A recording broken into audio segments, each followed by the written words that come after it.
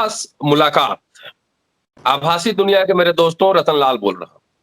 काम की बात लाल की क्लास में आपका स्वागत है और पेश है अंबेडकर नामा की यह स्पेशल सीरीज खास मुलाकात। आज इस मुलाकात में हमारे साथ लखनऊ से जुड़े हैं दद्दू प्रसाद जी। दद्दू प्रसाद जी के बारे में उत्तर प्रदेश बाकी जगह बहुत एक्टिविस्ट हैं, इनको लोग जानते हैं। और थोड़ा सा इंट्रोडक्शन दे दूं मैं। 1982 में 1982 में डीएस फोर्स से जुड़े, 84 में बसपा पार्टी बनी, 88 से लेकर 94 तक, और 2003 से 2001 तक बुंदेलखंड के जोनल कोऑर्डिनेटर रहे। 1993 में मणिपुर विधानसभा चुनाव लड़ा, 2500 वोटों से हार गए। 96, 2002, 2007 में विधायक चुने गए इसी क्षेत्र से। 2007 में बसपा की सरकार बनी, फुल फ्लेजेड सरकार बनी। मायावती मुख्यमंत्री बनी। उस कैबिनेट में कैबिनेट मिनिस्टर रहे, ग्राम विकास मंत्री। 2014 में उत्तराखंड में नैनीताल विधानसभा, और 2012 में हिमाचल प्रदेश में शिमला लोकसभा के प्रभारी के रूप में भी काम किया। अनुसूचित जाति जनजाति प्रकोष्ठ के चेयरमैन एवं मंडल कोऑर्डिनेटर भी रहे। कहते हैं कि मैं अपने गुरु मान्यवर काशीराम को शर्मिंदा नहीं करूंगा, और जो उन्होंने मिशन शुरू किया था 6000 जातियों को जोड़ने का, वो मिशन जारी रहेगा। सामाजिक परिवर्तन व आर्थिक मुक्ति आंदोलन को खड़ा करेंगे। दलित गरीबों की लड़ाई ठप नहीं होने देंगे। दद्दू प्रसाद जी, स्वागत है आपका अंबेडकर नामा में। आपका भी स्वागत है, और मैं धन्यवाद कि आपने बहुत सारी जानकारी बैकग्राउंड से इकट्ठा किया।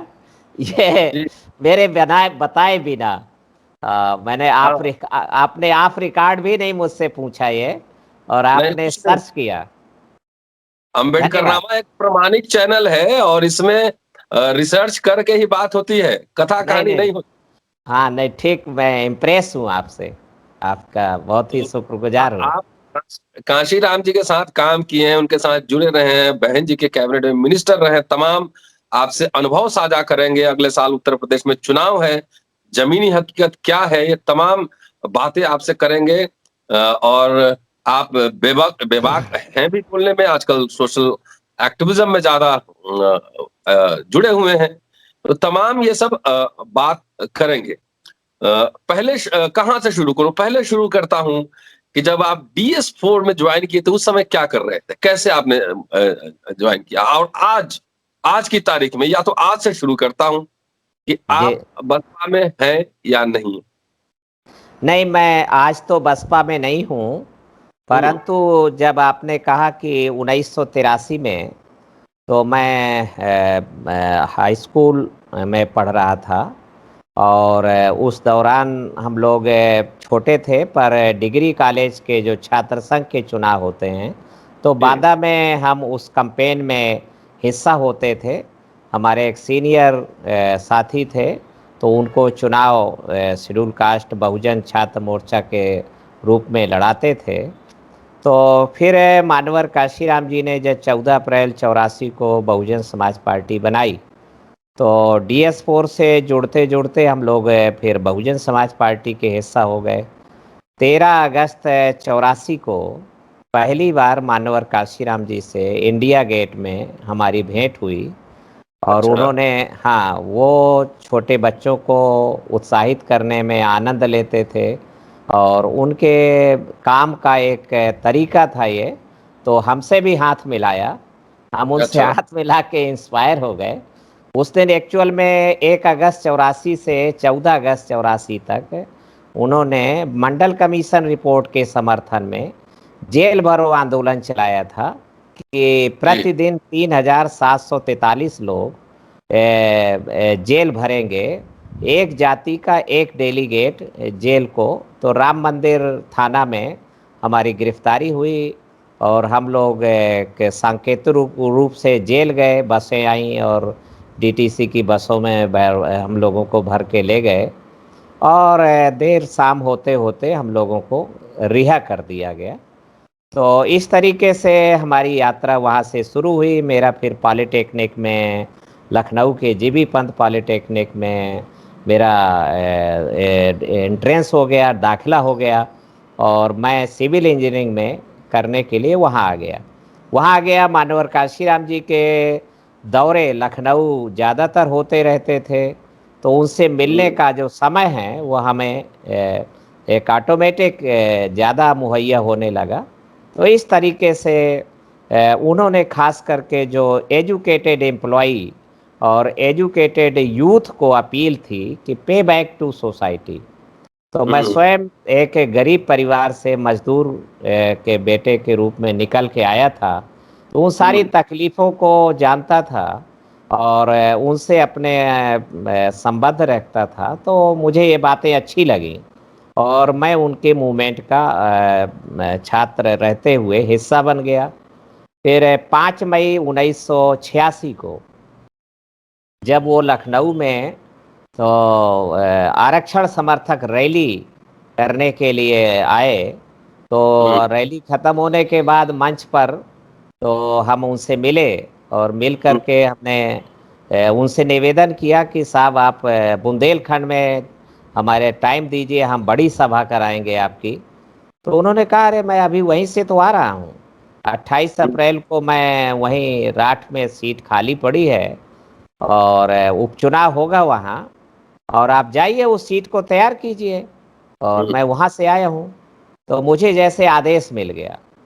तो मैं कोई बड़ा एक्टिविस्ट नहीं था, पर उत्साहित रहता था और वह मुझे नहीं पता कि मैं क्या थी। तो पर मैं गया और हमारी छुट्टियां हो चुकी थी पॉलिटेक्निक में।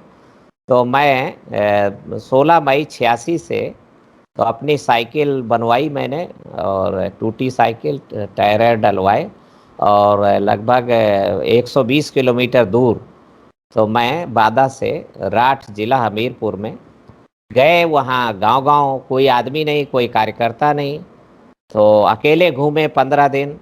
और 15 दिन घूमने के बाद वहाँ हमने एक कैडर कैंप आयोजित किया। तो उसमें सामाजिक परिवर्तन की जो पॉलिसीज़ है, कांसीराम जी ने जो कार्यक्रम रोड मैप तय किया था, उस रोड मैप के बारे में बताया गया। हमारे सीनियर साथी तो श्री राज बहादुर जी लखनऊ से पहुँचे उस कैडर कैंप को संबोधित करने के लिए। हमारे बाबू रामाधीन जी जो हमें अपने पिता से, हमारे पिता से उन्होंने डोनेट कराया बाद में। तो वो सब लोगों ने बहुत अच्छे से परिभाषित किया कि सामाजिक परिवर्तन आंदोलन की क्यों ज़रूरत है हमारे समाज को, पे बैक टू सोसाइटी की क्यों ज़रूरत है। तो फिर हम राठ इलाके में हमीरपुर का हिस्सा है, तो बहुत गहराई से काम किया, 1 साल कैंपेन करते रहे। इस बीच में अपनी पढ़ाई भी कंप्लीट किया और अच्छा। पढ़ाई से मैंने पैसे स्टाइपेंड से बचाए और बचा करके मैंने किताबें खरीदी और बहुजन साहित्य खरीदा, बहुजन कल्याण प्रकाशन शहादतगंज लखनऊ से, तो जी। 3,500 रुपए की। तो अच्छा। हाँ, तो उन्होंने 30% कमीशन कम करके वो हमें दिया पुस्तकें। तो काशीराम जी की जहाँ सभा होती थी वहाँ हम चदरा बिछा करके वो किताबें बेचने लगे और पब्लिक मोटिवेशन का काम बुंदेलखंड के इलाके में तो करने लगे। तो इस तरीके से बात आगे बढ़ी। मानवर काशीराम जी ने राठ के उपचुनाव में जो हमारी कैपेसिटी देखी होगी, तो उन्होंने हमें फिर राठ से वो चुनाव कंप्लीट हो गया, हमने सेकेंड पोल किया। हमने ललितपुर के एक बार एमएलए रह चुके थे ओबीसी के, दीवान रघुनाथ सिंह लोधी। चूँकि वो लोधी बाहुल इलाका है तो उनको चुनाव लड़ाया गया। हमारी तो माइनर एज थी उस समय, हम 87 में तो 20 साल के हो रहे थे। तो इस तरीके से उन्होंने फिर हमें हरियाणा के चुनाव में तो मई 1987 में तो गुड़गांव उस समय छोटा कस्बा था, शायद मुझे लगता है जिला भी नहीं था। आज गुड़गांव तो बहुत ही एक बड़ा टाउन हो गया है, तो एनसीआर का हिस्सा है। पर वो उस समय राव गजराज सिंह, तो हम लोगों ने वहाँ चुनाव लड़ाया, उनके कैंपेन का हिस्सा रहे और वहाँ से फिर काशीराम जी ने कहा कि अब तुम जाओ पूरे बुंदेलखंड को तैयार करो। तो इस तरीके से हमने बुंदेलखंड को तैयार किया। उन्होंने एक बात कही कि को सफरर को साथ लेके चलो, सह दुख भागीदार। तो खास करके शेड्यूल कास्ट एक्टिविस्ट की बड़ी कंप्लेन थी, शिकायत थी, आज भी है, कि जो मार्शल बैकवर्ड है वो हमारा साथ नहीं देता है। तो काशीराम जी ने मुस्कुराए और मुस्कुरा के हल्के से हमारी थपकी लगाई और उन्होंने कहा कि ठीक है, यादव कुर्मी तुम्हें जाट गुजर मारता है तो मैं कह रहा हूं कि तुम इनसे दोस्ती करो। तो पर क्या कुम्हार मारता है तुम्हें, क्या काछी मारता है, गडरिया मारता है क्या? तो हमने कहा नहीं साहब, ये तो नहीं मारते। तो उन्होंने कहा नहीं, इनको साथ जोड़ो। तो जो मोस्ट बैकवर्ड जातियां हैं उनको आप साथ लेके चलो। तो बुंदेलखंड में हम लोगों ने इस थीम पे काम किया और हमने पावर शेयरिंग किया। सभी सीटें, हमारे पास सीटें कम थी, मात्र 21 असेंबली सीट थी, पर 21 असेंबली सीट में व्यूहरचना जिस तरीके से किया, और हमने कोई एडाप्टेड लीडरशिप नहीं लेके आए। हमने कहीं से लीडरशिप को कहीं बाहर से नहीं लिया। और काशीराम जी ने कहा कि जो कोरा कागज है उस पे जो लिखेंगे वो देर तक टिकेगा और आप लिख सकते हैं, पर जो लिखा हुआ कागज होगा उसमें आपको पहले मिटाना पड़ेगा। और इसलिए जो सामाजिक परिवर्तन की, आरक्षण की जो थीम है, तो उसको आपको पब्लिक तक ले जाना है, तो आप न्यू लीडरशिप लेके आइए।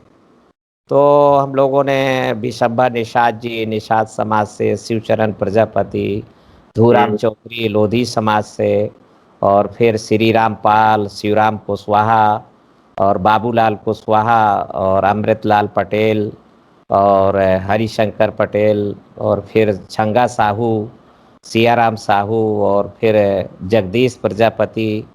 तो ये सारी वैरायटी लीडरशिप, दीवान रघुनाथ सिंह लोधी, तो ये सारे हर सीट पर हम लोग लड़ाए। और शेड्यूल कास्ट में भी महेश वाल्मीकि और सतीश जतारिया कोरी जाति से, और राम सेवक रजक धोबी जाति से। तो हम लोगों ने शेड्यूल कास्ट की, काशीराम जी बहुत खुश हुए।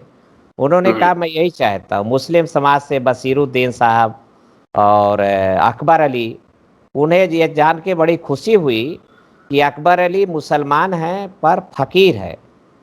तो वो फकीर उरई की जो असेंबली सीट है, तो उनको 89 में ही चुनाव जीत गए, शिवराम कुशवाहा और चैन सुख भारती। तो 89 में ही एमएलए, 3 एमएलए वहाँ से जीत के आए। तो फिर कानबानवर काशीराम जी ने उनको मिनिस्ट्री में ले लिया, मिनिस्टर बनाया। तो इस तरीके से एक को सफरर, सह दुख भागीदार की एक मिली जुली लीडरशिप आगे बढ़ी। और उससे बहुजन समाज, जो काशीराम जी ने हम लोगों से कहा 16 अप्रैल 89, तो गंगा प्रसाद मेमोरियल हॉल, लखनऊ अमीनाबाद, तो करीब 400 काडर की मीटिंग थी। तो उसमें उन्होंने कहा कि 1985 में जब विधानसभा के चुनाव उत्तर प्रदेश के हो रहे थे, मार्च 1985 में, तो फरवरी में मुझे राज बहादुर ने, जो प्रदेश अध्यक्ष थे उस समय, तो उन्होंने कहा कि मैंने पूछा कि तुम कितनी सीटें जीत सकते हो? तो राज बहादुर ने कहा कि मैं साहब 10 सीटें जीत सकते हैं। तो मैं अचंभे में पड़ गया कि हैं, फर्स्ट अटेम्प्ट में 10 एमएलए यूपी से जीत जाएंगे, और राज बहादुर बड़े दावे के साथ कह रहा है। तो मैंने दोबारा फोन किया कि राज बहादुर ये बताओ कि ये 10 सीटें जो जीतोगे ये कौन सी जाति के एमएलए होंगे? तो राज बहादुर ने कहा कि साहब ये 10 चमार होंगे। तो राज बहादुर वहाँ बैठे थे 16 अप्रैल 89 को। तो काशीराम जी ने कहा कि मैंने राज बहादुर को फोन किया और कहा कि राज बहादुर ये 10 चमार नहीं जीतने चाहिए। 10 चमार, या अगर ये जीत रहे हैं तो ये नहीं जीतने चाहिए 1985 में। तो राज बहादुर अचंभे में पड़ गया कि क्यों नहीं जीतने चाहिए। तो मानवर काशीराम जी ने कहा कि अगर ये 10 चमार जीत जाएंगे तो बिना किसी सबूत के, बिना किसी प्रमाण के, ये चमार पार्टी साबित हो जाएगी। और और ब्राह्मणवादी ताकतों का काम आसान हो जाएगा। इसलिए मैंने राज बहादुर को कहा कि ये 10 चमार नहीं जीतने चाहिए। उन्होंने गवाही दिलाई कि क्यों राज बहादुर, मैंने कहा कि नहीं। तो राज बहादुर ने कहा कि हाँ साहब आपने कहा था। तो इस तरीके से 89 में वो फिर खुश हुए कि जब 89 में जो बसपा के एमएलए जीते 14 लोग, तो उसमें ओबीसी के लोग थे और उसमें शेड्यूल कास्ट के भी लोग थे और उसमें मुस्लिम भी जीते। तो मानवर काशीराम जी ने कहा कि अब ये, और शेड्यूल कास्ट में भी वैरायटी भी थी, उसमें धोबी भी थे और खैर बाद में वाल्मीकि भी जीत के आया। तो इस तरीके से मानवर काशीराम जी ने बहुजन समाज बनाने के प्रति बहुत ही सचेत थे और इस तरीके से यात्रा आगे बढ़ गई। तो ऐसा मैंने काफी ज्यादा बता गया मैं आपको, सॉरी। नहीं नहीं, ठीक है, कुछ निजी संस्मरण भी बताइए काशीराम जी के साथ। मैं निजी उनके जितने नाम आपने लिए हैं, आप तो इतिहासकार की तरह डेट, जगह, नाम सब आपको याद है। इतिहास का छात्र मैं हूं, लेकिन आप इंजीनियर होके भी सब याद है। वो लोग कहाँ हैं? नहीं, वो उनमें से देखिए, जो इसमें एक सबसे हमारी कमजोर कड़ी साबित हुई, नसीमुद्दीन और बाबू सिंह कुशवाहा का उभार। वो इस नाते कि नसीमुद्दीन सिद्दीकी को, हालांकि ये मेरा सिलेक्शन था, क्योंकि हमारे पास एक दूसरा ऑप्शन था डॉक्टर खलील अहमद, तो उसको हम लड़ा सकते थे और वो कांग्रेसी आदमी था। तो हमें मानवर काशीराम जी ने एक कहा कि ये कांग्रेसी आदमी हैं, हमारे एमएलए 10-12 जीतते हैं, तो ये भाग जाएंगे और पार्टी छोड़ जाएंगे, पार्टी टूट जाएगी। तो कम से कम ऐसा आदमी हो जो पार्टी न छोड़े, क्योंकि उस समय दल बदल विरोधी विधेयक नहीं था। दल बदल विरोधी विधेयक बाद में आया। तो इस नाते नसीमुद्दीन सिद्दीकी के फादर जो थे कमरुद्दीन साहब, वो दीन और धर्म के आदमी थे, ईमानदार आदमी थे। तो पर नसीमुद्दीन बाद के वर्षों में 1994 में तो परिवर्तन विरोधी ताकतों से एक तरीके से अलायंस हो गया। परिवर्तन विरोधी ताकतें जो बसपा में भी घुसपैठ कर चुकी थी, और यह मानवर काशीराम जी जिनके बारे में जानते थे, तो उनके हाथ के खिलौना बन गए और इस कारण से सामाजिक, परिवर्तन विरोधी मतलब भाजपा। हाँ, ऐसा मैं बहुत मजबूती के साथ कह सकता हूं। एक संस्मरण मैं आपको बताता हूं जो हमारे इस मूवमेंट के राइज और डाउनफॉल दोनों को स्पष्ट करेगा। 1989 के जनरल इलेक्शन लोकसभा के, तो उत्तर प्रदेश के अंदर साथ में ही असेंबली के भी इलेक्शन हुए, लोकसभा और विधानसभा दोनों के हुए। पर मानवर काशीराम जी ने 2 जगह से चुनाव लड़ा, एक अमेठी से राजीव गांधी के खिलाफ और पूर्वी दिल्ली से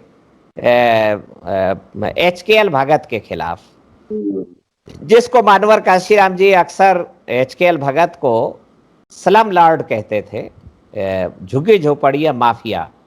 तो मानवर काशीराम जी ने 1986-87 से आरक्षण समर्थक आंदोलन चलाते हुए एक नई मूवमेंट बड़े शहरों के लिए शुरू की थी। उसको उन्होंने नाम दिया भारतीय शरणार्थी आंदोलन। तो उन्होंने लॉजिक दिया कि जो पाकिस्तानी शरणार्थी हैं, तो उनके लिए भारत सरकार ने पुनर्वास मंत्रालय खोला है और बड़ा काम किया है। परंतु जो ये भारतीय शरणार्थी हैं, जिनकी संख्या भारत देश में ही 15 करोड़ है, तो 15 करोड़ लोगों में से लगभग 80 लाख लोग तो दिल्ली में हैं। तो इनके लिए भारत सरकार ने कोई प्लान नहीं बनाया और पुनर्वास मंत्रालय भी उनके लिए कुछ नहीं करता है। वो गांव से जुल्म के शिकार हुए, उत्पीड़न के शिकार हुए, बलात्कार के शिकार हुए और बेरोजगारी के शिकार हुए। तो वो गांव छोड़ आए, 1000 किलोमीटर दूर से चल के आए और झुग्गी झोपड़ियों में बस गए। तो उनको जब भी झुग्गी माफिया का मन करता है, तो वो जाके आग लगा देते हैं, उनको उजाड़ने का अल्टीमेटम देते हैं। तो इसलिए झुग्गी झोपड़ी वालों को इकट्ठा होना होगा और दिल्ली नगर निगम पे और दिल्ली सरकार पे कब्जा करना होगा। तो इस मूवमेंट ने बहुत अपील किया। पूर्वी दिल्ली का जो इलाका है, त्रिलोकपुरी और कल्याणपुरी इलाका, ये उसमें आता था। हम लोगों को मानवर काशीराम जी ने लगाया कि आपके बुंदेलखंड के भी लोग यहाँ पर हैं और उनको जाइए, उनके बीच में काम करिए, उनको ऑर्गेनाइज कीजिए। काशीराम जी को वोट मिले 82,000। हालांकि उनको एलिफेंट हाथी चिन्ह नहीं मिल पाया, उनको ऊंट चिन्ह मिला और ऊंट में उनको वोट मिले 82,000। पर काशीराम जी हार गए, दोनों जगह से हार गए। अमेठी में उनको शायद 40,000 वोट मिले और पर पूर्वी दिल्ली में 82,000 वोट पड़े। बहन मायावती और रामकृष्ण यादव और हरभजन लाखा, ये 3 सांसद बहुजन समाज पार्टी के जीत गए। पर 18 महीने बाद जब चुनाव हुआ, तो 18 महीने बाद जून 91 में, मई 91 और जून 91 में चुनाव हुआ, तो उसमें मानवर काशीराम जी को 10,548 वोट पड़े। ये बहुत ही आश्चर्यजनक है। वो आश्चर्यजनक यानी उनके साथ भीतरघात हुआ।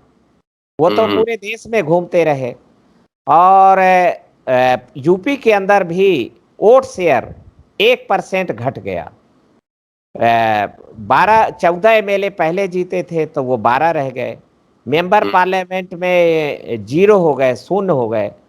तो काशीराम जी ने उन दिनों हमें बुलवाया बांदा से, और फोन गया, हमारे साथी के घर में फोन लगा था, तो कहा कि आपको दिल्ली बुलाया गया है, आप चाहिए। तो काशीराम जी से हम जाके मिले। वो बहुत खुश हुए हमसे कि आप रही ठीक थे यार तुम, और तुम हर 5 एमएलए जीत के आ गए हैं बुंदेलखंड से, तो 12 में आधा तो तुम्हारी है शेयर। तो मैंने कहा नहीं साहब, आपका महिमा है, आपने जहाँ जहाँ सभाएं किया वो सीटें जीत गई हैं। तो माननीय काशीराम जी हंसे कि मैंने सभाएं तो बहुत किया, करीब 1 सैकड़ा से ऊपर सभाएं किया, पर सब जगह तो नहीं जीते हैं। तो बल्कि मुझे अब 10,000 लोग कहेंगे, मेरा मुंह काला हो गया है। ऐसे यही शब्द है उनके कि मेरा मुंह काला हो गया है। तो हम पसोपेश में पड़े। हम कहा नहीं साहब, आप हमारे नेता हैं, हमारे मार्गदर्शक हैं। बोले नहीं, मेरे पास पहले 3 एमपी थे, अब एक भी नहीं है।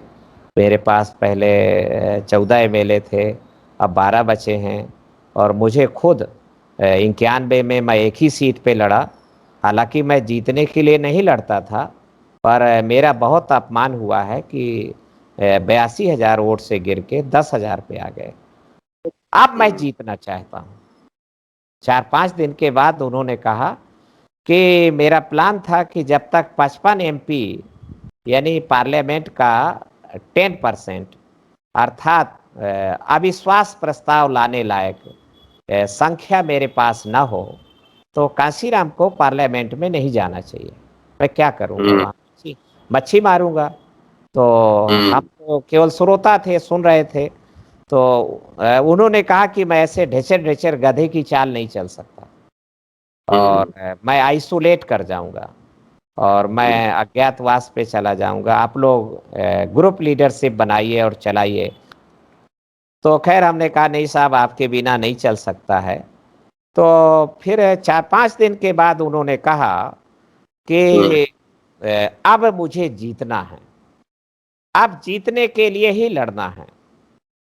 तो हमने कहा साहब, चुनाव तो हो चुका, अब कहाँ से लड़ना है, अब तो सारे चुनाव हो चुके। तो उन्होंने कहा नहीं, जो सीट खाली पड़ी है वहीं से लड़ना है और जीतना है। तो मेरठ, बुलंदशहर और इटावा, 3 पार्लियामेंट सीट पर पहला मर्तबा था भारत के चुनावी इतिहास में कि टीएन शेषन ने वायलेंस के आधार पर पूरी पार्लियामेंट सीट का इलेक्शन रद्द।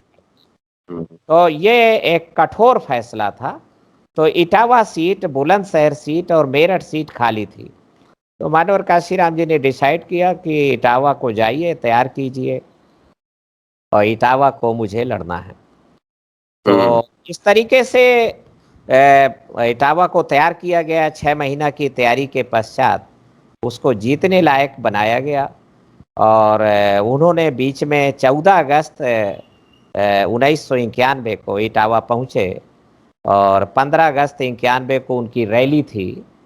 तो उस रैली का टॉपिक था कि आज़ाद भारत में बहुजन समाज गुलाम और लाचार क्यों। तो जीआईसी मैदान इटावा में वो सभा होनी थी।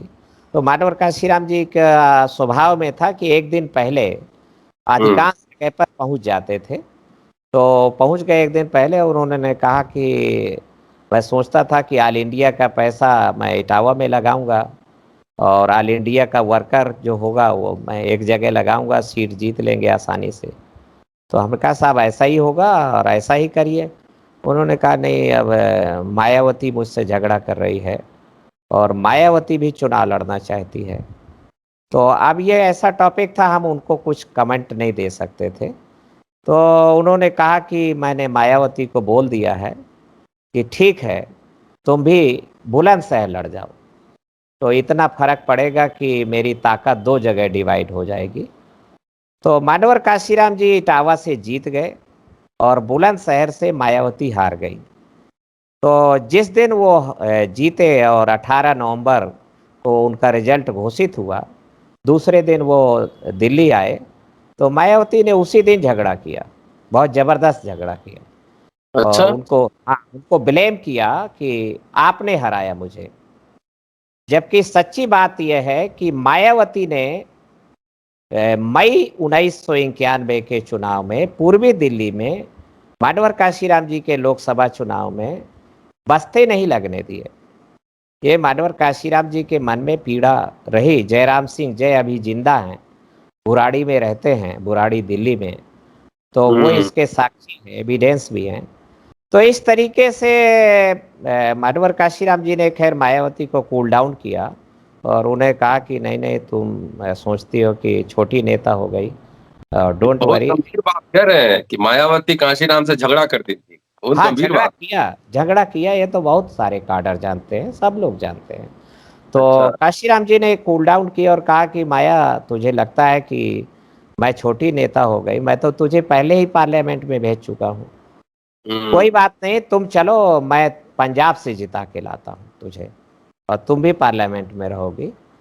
तो 2 महीने बाद फरवरी 92 में तो पंजाब के इलेक्शन होने वाले थे। तो हम्म। होशियारपुर जनरल सीट, तो ये हम्म। पहला मौका है जब मायावती जनरल सीट से इलेक्शन लड़ी। हम्म। तो होशियारपुर की जनरल सीट से मानवर काशीराम जी ने मायावती को उम्मीदवार बनाया। वहाँ का हम्म। जो पहले कैंडिडेट था, 1,31,000 वोट उसको मिल चुके थे, सतनाम हम्म। सिंह कैथ। तो सतनाम सिंह कैथ को उन्होंने रजामंद किया और कहा कि आप असेंबली लड़ जाओ और आप पार्लियामेंट सीट मायावती को लड़ने दो। तो हम्म। खैर वो आदमी काशीराम जी का काडर था और तैयार हो गया। उनका ठीक साहब, आदेश आपका। हम्म। तो सतनाम सिंह कैथ एमएलए लड़े और खैर वो एमएलए जीत गए। पर हम्म। उत्तर प्रदेश के, मध्य प्रदेश के, राजस्थान का पूरा काडर वहाँ मौजूद था। होशियारपुर व्हाइट हाउस, जो बसपा का सेंट्रल हेडक्वार्टर बनाया गया। तो मायावती चुनाव नहीं लड़ी। मायावती पूरे चुनाव के दौरान काशीराम जी से लड़ती रही और लिहाजा जब वो चुनाव लड़ी ही नहीं तो वो चुनाव हार गई। और हार गई तो काशीराम जी को बहुत अफसोस हुआ। खैर बसपा के ओके। एमपी जीत गया, एक एमपी पंजाब से, मोहन सिंह फलियावाला। तो मोहन सिंह फलियावाला जीत गए फिलौर से और 9 एमएलए जीत गए बसपा के। और बसपा मुख्य विरोधी दल बन गया, विपक्ष दल। क्योंकि उस चुनाव में अकाली दल ने चुनाव में भाग नहीं लिया, भाजपा भी डरी हुई लड़ी, कम्युनिस्ट पार्टी भी डरी हुई लड़ी वहाँ चुनाव। पर बसपा ने चुनाव लड़ा। पोलिंग बहुत कम थी क्योंकि खाड़कुओं का बाइकाट था इलेक्शन का, अकालियों का भी बाइकाट था इलेक्शन का। और पर जैसे भी वोट पड़े उतने वोटों में बसपा के 9 एमएलए जीत गए। तो लौट के दिल्ली आए। दिल्ली में मानवर काशीराम जी ने बहुत दुखी थे और 15 मार्च को उन्होंने कोई अपना जन्मदिन सेलिब्रेट नहीं किया। और फिर भी पूर्वी दिल्ली के लोग ढोलक मजीरा लेकर के आ गए और पारा गुरुद्वारा रकाबगंज रोड में तो एक तखत डाल के उसी पे चदरा बिछा करके और वो गीत गाने लगे। तो काशीराम जी झल्ला करके 4 बजे आए और अंदर से निकल के और उन्होंने कहा कि मैं तो आज नहाया ही नहीं हूँ और मैं हम्म, कहाँ अपना जन्मदिन मनाता हूँ। और हम्म, आप घेर के आ गए। खैर उन्होंने शाम होते होते एक्टिविस्ट से कहा कि अ, मैं अब बहुत दिनों तक नहीं बर्दाश्त कर पाऊंगा, मुझे मायावती को ऑपरेशन करना होगा। तो बाबा रामनाथ यादव अभी जिंदा हैं और खादिम अब्बास अभी जिंदा हैं इटावा के, वो उसके गवाही हैं। और आर्यन आर्या तो बेचारे चले गए। आर्यन आर्या ने काशीराम जी के पैर पकड़ लिए और उन्होंने कहा कि नहीं साहब पार्टी टूट जाएगी। और मानवर काशीराम जी ने परिस्थितियों पे गौर किया और वो फैसला जो था वो मुलतवी कर लिया। और उन्होंने ये कहा कि मेरे पास आईबी के अंदर से रिपोर्ट है कि मायावती आईबी के एजेंट है और इसलिए लगाया ही गया है काशीराम को तबाह करने के लिए। तो पर वो उनका पैर खुद का फंसा हुआ था और वो उस ऑपरेशन को जो करना चाहते थे वो नहीं कर सके। पर उन्होंने एक बड़ा गेम प्लान बनाया। उन्होंने बहुजन बनाव की जो मुहिम है उसको इनलार्ज किया और इनलार्ज करके उसकी झलक वो अक्टूबर नवंबर 91 में इटावा के चुनाव में देख चुके थे, जब उन्होंने जसवंत नगर में असेंबली सीट है तो वहां से अपना कैंडिडेट विड्रॉ कर लिया, पन्ना लाल खोड़े को विड्रॉ कर लिया और एक सभा किया जसवंत नगर में और ओपन अपील किया कि जो लोग मुझे वोट दें वह अनिवार्य रूप से मुलायम सिंह यादव को भी वोट दें। हम्म, ये पचड़े में मत पड़िएगा कि मुलायम हम्म, सिंह यादव ने कांशीराम के खिलाफ राम सिंह साक्या को खड़ा कर रखा है, इस हम्म, में मत पड़िएगा, पर मुलायम सिंह यादव को भी वोट दीजिए जो मुझे हम्म, वोट दें। उन्होंने कहा कि मुलायम सिंह यादव मुझे दिल्ली में मिले थे और उन्होंने मुझसे कहा है कि इस देश की सांप्रदायिक शक्तियां, सामंतवादी शक्तियां और ब्राह्मणवादी शक्तियां मुझे कुचल डालना चाहती हैं और मुझे विधानसभा में भी जीत के नहीं पहुंचने देना चाहते हैं। ये जसवंत नगर की मानवर कांशीराम जी की स्पीच है ये। तो उन्होंने कहा कि मैंने भी देखा है, गौर किया है, तो मुलायम सिंह यादव जिन ताकतों से हमारी लड़ाई है, हमारी लड़ाई भी ब्राह्मणवादी ताकतों से, सामंतवादी ताकतों से और सांप्रदायिक ताकतों से है। तो जिनके से हमारा संघर्ष है उनके रास्ते में मुलायम सिंह यादव एक रोड़ा है, वो रोड़े को कुचल देना चाहते हैं। तो इसलिए हमारा काम इन ताकतों के रास्ते में रोड़े अटकाना है ताकि ये ताकतें रुकी रहें और हम आगे बढ़ जाएं। तो इसीलिए मुलायम सिंह यादव एक मजबूत रोड़ा है। तो रोड़े को जिंदा रखना बहुजन के हित में है। इसलिए मेरे भाइयों, आप लोग मुलायम सिंह यादव को जरूर जिताना है। पर इसका हम्म, एक साइकोलॉजिकल गेन कर लिया कांसीराम जी ने मुलायम सिंह हम्म, के बिना चाहते हुए। मुझे नहीं पता कि मुलायम सिंह चाहते थे नहीं चाहते थे, वो सजपा समाजवादी जनता पार्टी के बड़े नेता थे, चंद्रशेखर की जो पार्टी थी। तो पर मुझे नहीं पता कि मुलायम सिंह जी चाहते थे या नहीं चाहते थे, पर मानवर कांशीराम जी ने साइकोलॉजिकल गेन कर लिया। मनोवैज्ञानिक रूप से उन्होंने जो मुलायम सिंह का मार्शल मतदाता था, जो दलितों को वोट डालने बूथ तक नहीं पहुंचने देता था, वो हथियार फेंक दिया और वो कहा नहीं, आइए जाटो भाइयों वोट डालिए, आइए हम्म, दोहरे साहब, आइए पाल साहब, आपको कांशीराम को वोट देना है, आइए आइए कांशीराम को वोट दीजिए, आइए निषाद जी, आइए आइए पाल साहब, आइए आप वोट दीजिए। तो मानवर कांशीराम जी को वोट पड़े 1,40,000 और second candidate Congress party 1,20,000 vote, और भाजपा का कैंडिडेट 1,16,000 वोट, और मुलायम सिंह का कैंडिडेट जो राम सिंह साक्या थे उनको 1,00,000 वोट। तो 20,000 वोटों के अंतर से मानवर काशीराम जी वहां से जीत गए। तो बहुजन समाज अचानक नहीं बना है, ये बनाते बनाते बना है और बहुत ही कारीगरी से बना है।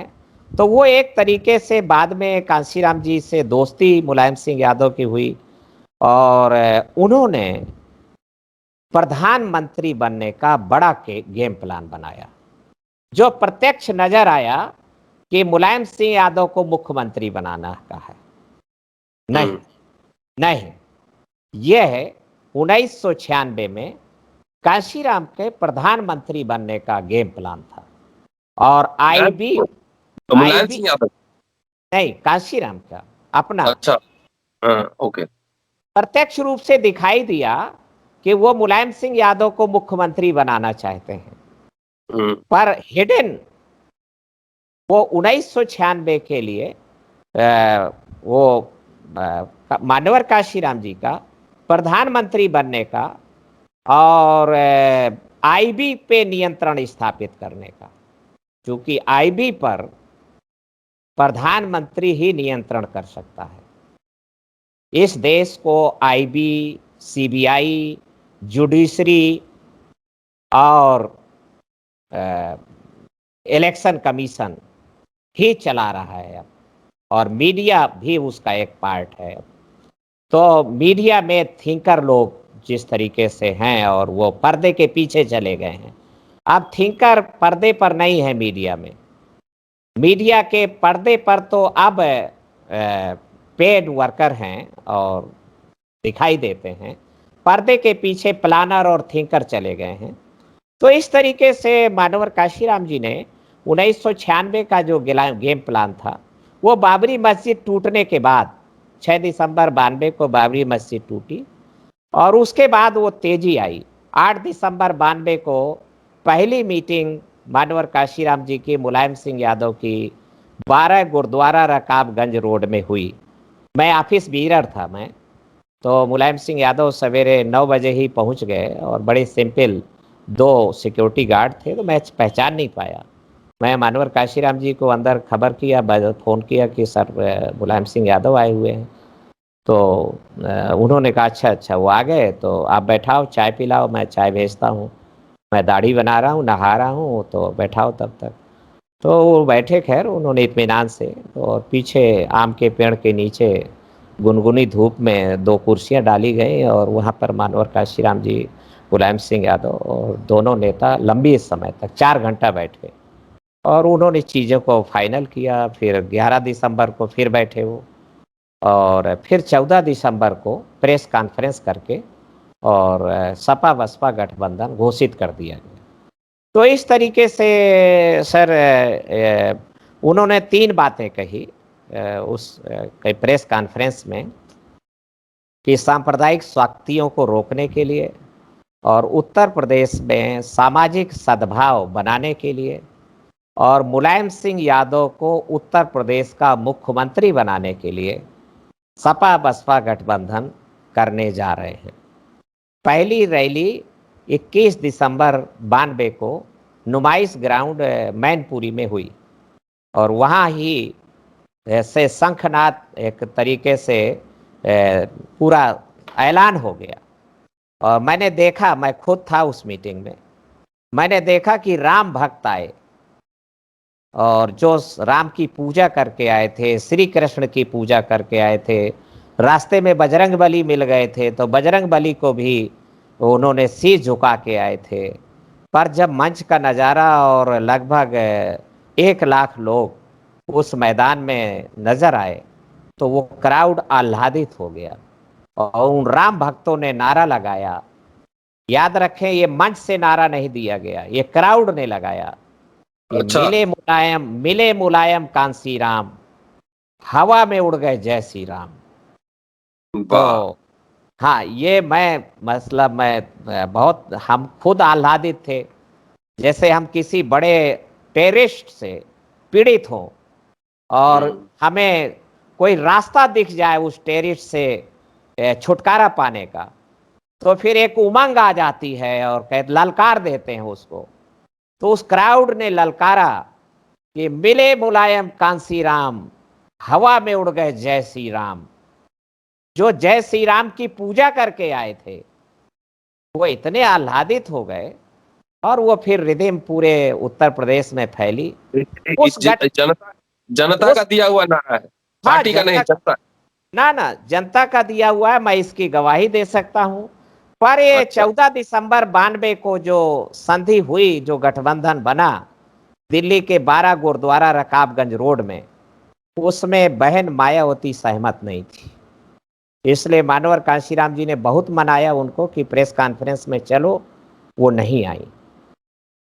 तो इसलिए साथ जो है ये चीज जो है 2 जून 92 को जो गठबंधन टूटा है, वह 2 जून 1995 को, वो मुलायम सिंह को मुख्यमंत्री से हटाने के लिए नहीं टूटा है।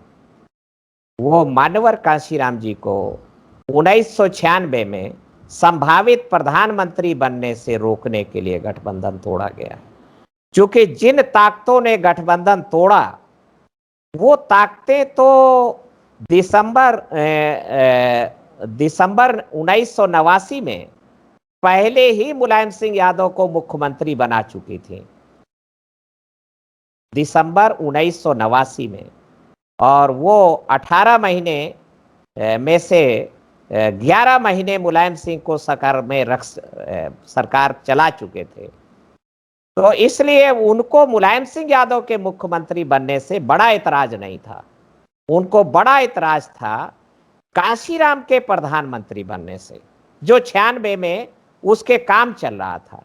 वो लालू से उनकी बातें हो रही थी, राजेश पायलट उनके अच्छे दोस्त हो गए थे, देवीलाल से गठबंधन होने की संभावनाएं थी, मध्य प्रदेश में उनकी अपनी स्वयं की ओबीसी लीडरशिप उभार के ले आए थे।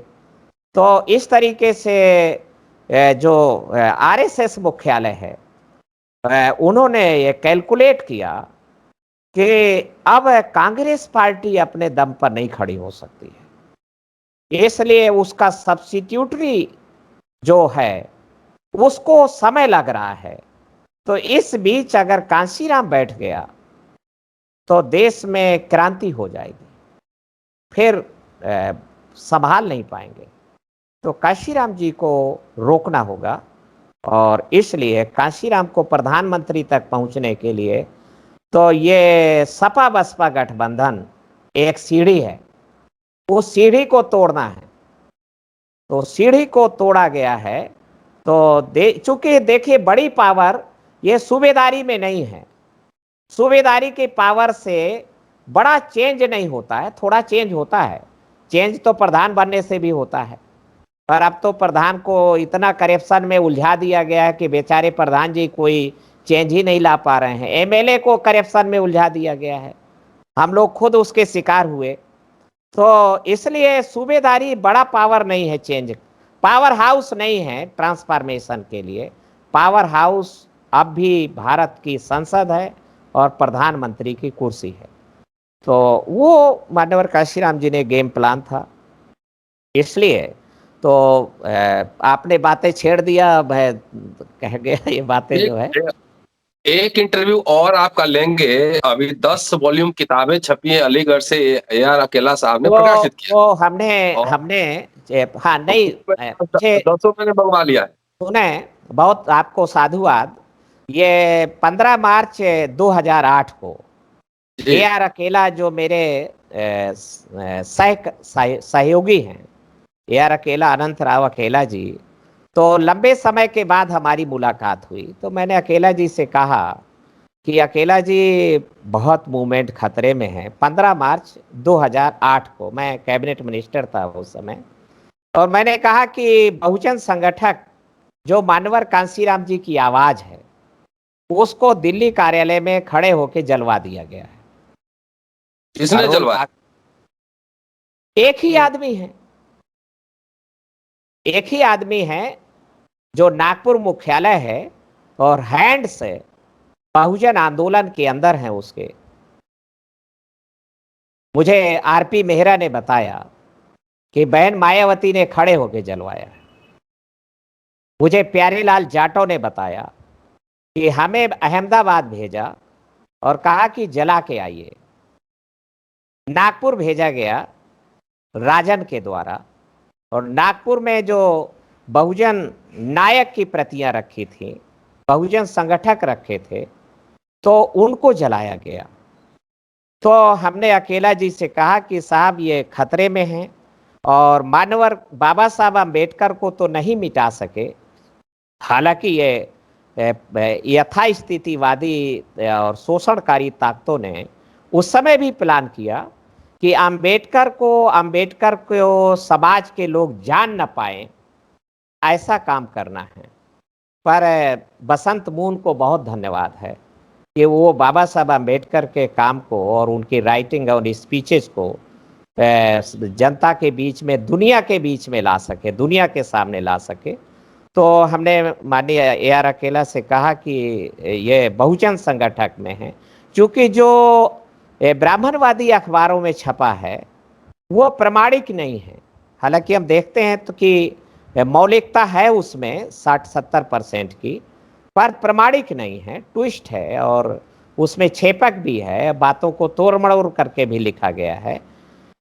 पर बहुजन संगठक तो मानवर कांशीराम जी स्वयं प्रकाशित करते थे, और सितंबर 2003 तक बहुजन संगठक मानवर कांशीराम जी के देख रेख में प्रकाशित होता रहा है। ये उनकी उपलब्धि है, बड़ी उपलब्धि है। बीच बीच में ब्रेक भी हुआ है, बीच बीच में कई अंक नहीं छपे हैं, 6-6 महीने तक भी अंक नहीं छपे हैं। तो हमने कहा कि मानवर कांशीराम जी का जो बोला गया है वो आने वाली पीढ़ी के लिए बहुत ही मूल्यवान है, क्योंकि मानवर कांशीराम जी ने कभी भी दलित आंदोलन नहीं चलाया है। मानवर कांशीराम जी ने भारत में लोकतंत्र को कामयाब बनाने का आंदोलन है। ब्राह्मणवादी ताकतों का लक्ष्य है लोकतंत्र को नाकामयाब बनाना।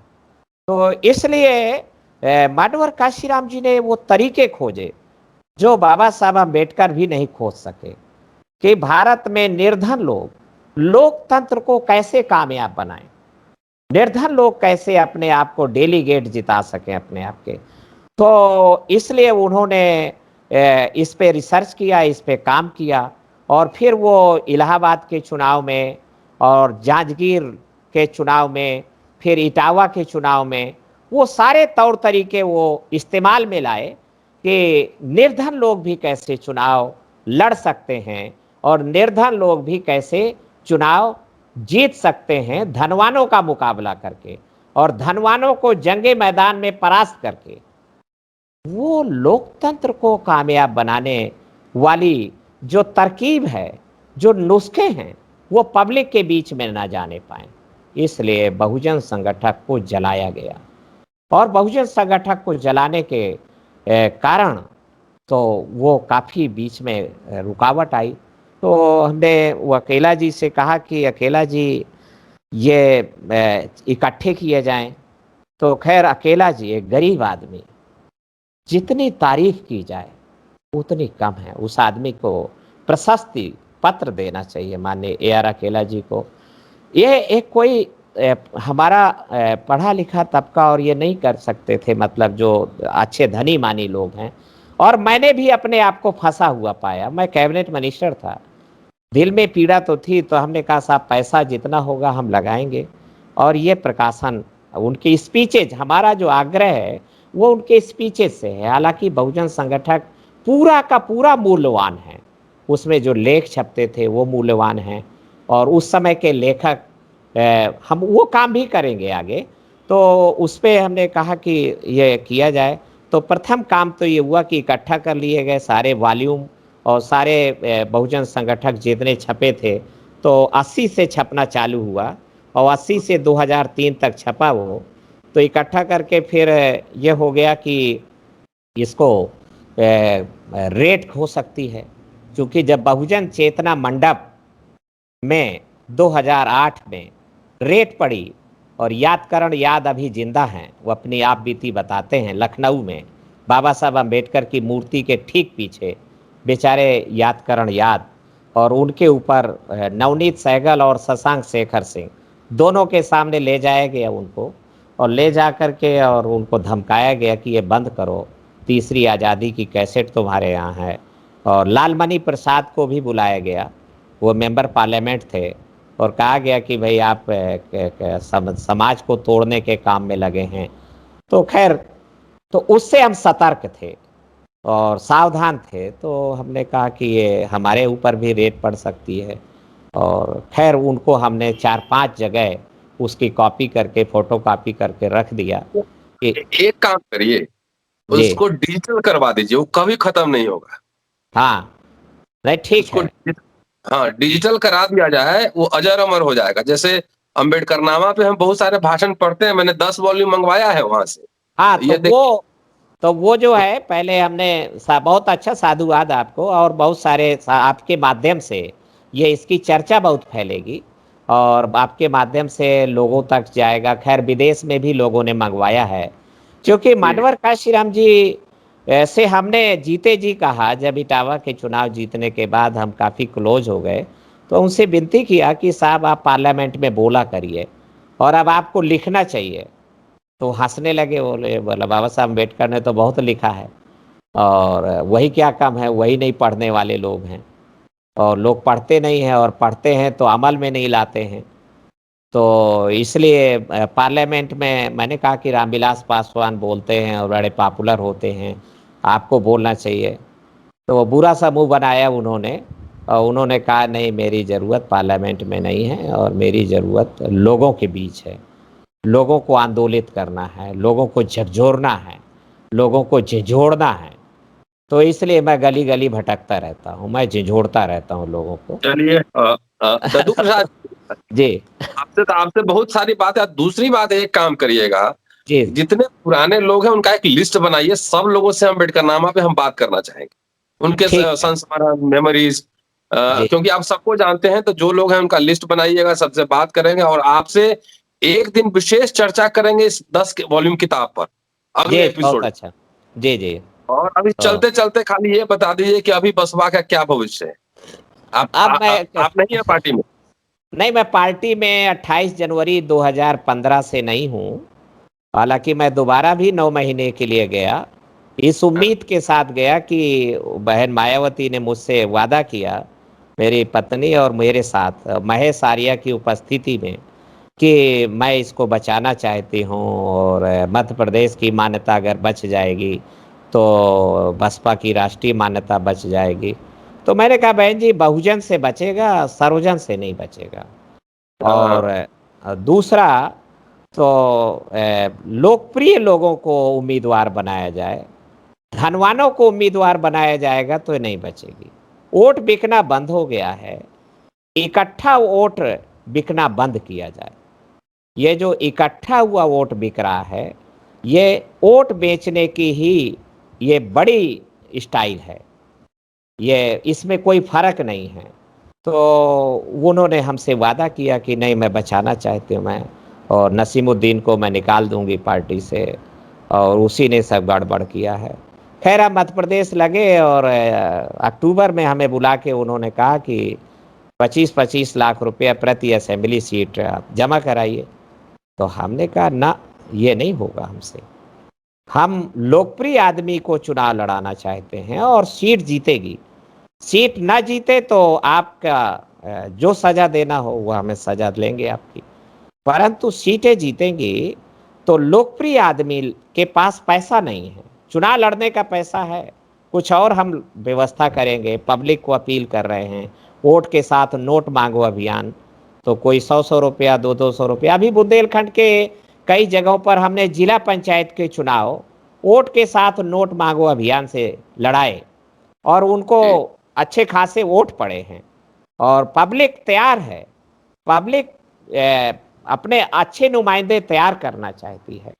तो हम्म, मैं इसलिए भविष्य वक्ता नहीं हूँ कि हम्म, मैं बसपा का भविष्य बता सकूं, परंतु बहुजन समाज अब वहाँ बचा नहीं है। जिसकी हाँ, जितनी संख्या भारी, उसकी उतनी हिस्सेदारी तो ये है नहीं अब वहाँ। वहाँ जिसकी जितनी तैयारी और जिसकी जितनी थैली भारी उसकी ज़्यादा हिस्सेदारी। तो ये ब्राह्मणिकल किट्स है बसपा को बर्बाद करने की तरकीब है ये। अब वो उसको चाहे सतीश मिश्रा लागू करे चाहे बहन मायावती लागू करे, ये इकट्ठा वोट बेचना की जो तरकीब है, मैं नहीं कहता कि ये बहन मायावती की इजाद है। ये उन्हीं लोगों की इजाद है जिन्होंने 1936 के बाद वोट को बिकवाना प्रारंभ कराया है, फुटकर वोट को बिकवाना प्रारंभ कराया।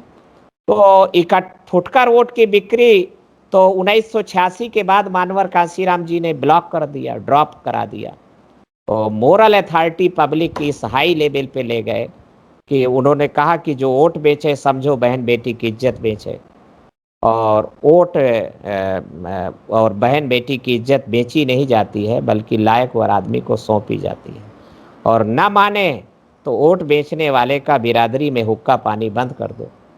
तो सब जगह नहीं बंद करना पड़ा, बस ट्रायल के रूप में 2-4 जगह बंद करना पड़ा और 2-4 जगह ठुकाई पिटाई करनी पड़ी और वोट बिकना बंद हो गया। वोट बिकना बंद हो गया तो मुझ जैसा मजदूर का बेटा जीत गया। बहुत सारे सैकड़ों की लिस्ट है उसकी, तो सैकड़ों लोग जीत गए। तो निर्धन लोग नहीं जीत सकते थे अगर वोट बिकना बंद नहीं होता। तो जब रिटेल सेल बंद हो गई तो 2006 के बाद तो वोटों की इकट्ठा बिकवाली ये नया तरकीब है लोकतंत्र को नाकामयाब बनाने की। तो वो लेके आए। तो इकट्ठा वोट बिकने के कारण मैं अपने नवोदित नायक से भी कहा महोबा में कि आप अपील करो कि हम इकट्ठा वोट नहीं बिकने देंगे। 20 जनवरी 2019 को मैंने महोबा में रैली कराई और कहा कि आप अपील करो यहाँ से कि फुटकर वोट की बिक्री मानवर कांशीराम जी रोक गए और इकट्ठा वोट हम नहीं बिकने देंगे और भीम आर्मी नहीं बिकने देगी। तो वो मंच मुझसे गाड़ी में बैठ के वादा किया कि मैं यही बोलूँगा। तो मैं कहा कि आपकी बात की अपील है और मेरे सतीश मिश्रा एंड कंपनी ने हमारी क्रेडिबिलिटी को लॉस किया है। और ये ठीक उसी तरीके से है जैसे फैलाया गया कि होत सवेरे तेली का मुंह नहीं देखना चाहिए। तो तेली का मुंह क्यों नहीं देखना चाहिए? चूंकि तेली गुणी होता है, तेली बता देगा ब्राह्मणवाद की काट। तो तो वो उन्होंने जो काशीराम जी के चेले हैं उनकी क्रेडिबिलिटी लॉस हुई है। तो पर वो बोले नहीं फिर वहाँ, और फिर मैं लगातार उनको कहता रहा कि आप जो है ये काम करिए, पर वो हो नहीं पा रहा है। हम लोग चाहते हैं कि इकट्ठा वोटों की बिकवाली रुके और पुनः हम लोग आगे बढ़ें। तो निश्चित रूप से ये काम होगा, क्योंकि समाज के अभी डायग्नोस्ड बीमारी डायग्नोस्ड होकर के अभी समाज को परिलक्षित नहीं हुई है। तो परिलक्षित हो जाएगी जिस दिन बीमारी, तो समाज इकट्ठा। जब फुटकर वोट बिकना कठिन काम था, बड़ा कठिन काम था, पर जब फुटकर एक एक वोट बिकना बंद हो गया है तो इकट्ठा वोट बिकना भी हम रोक लेके खत्म कर सकते हैं और आगे बढ़ सकते हैं। आपको धन्यवाद।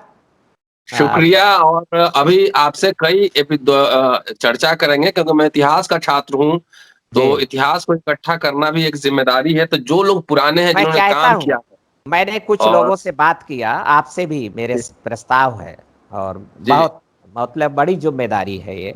और जी ये इसमें मौलिकता रहनी चाहिए ताकि जी इतिहास मौलिक बने।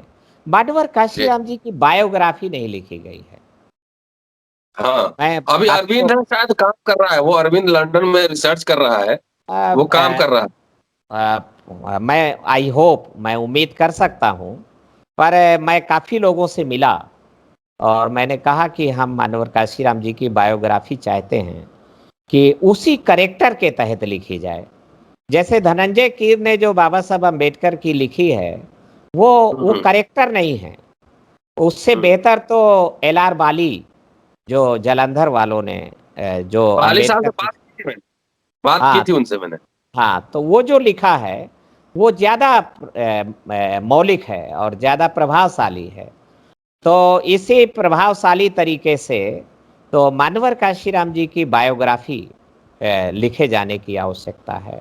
वो बहुत शायद अरविंद है, लंदन यूनिवर्सिटी में पीएचडी कर रहा है, मेरी बात उससे हुई थी, वो जी, शायद काम कर रहा है।